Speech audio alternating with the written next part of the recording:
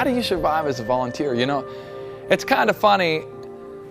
It was tough for me really at first, and I'm a whiner. I whine to God all the time, right? And we get this statement in that shows us our donations every month that came in, and I hate opening the email. I'm always afraid. What am I afraid of?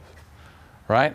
That there won't be enough for the month. So here I am telling God how to handle His money. The next morning I go to bed and I wake up in the morning, and God's like, you know what, Jeff, while I'm reading my devotion, why don't you figure out how much I'm sending you then? You know, you're griping about how much you're getting, and you want $1,500 a month every month at the beginning of the month. And that would just cover food and gas for the schools, right?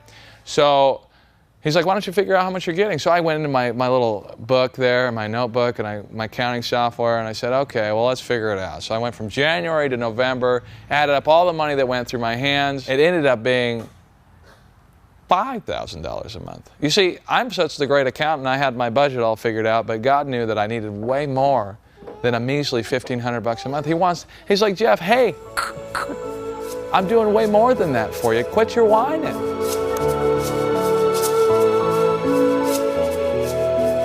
Hebrews 10 talks about, but you have need of patience, that after doing the will of God you may receive the promise.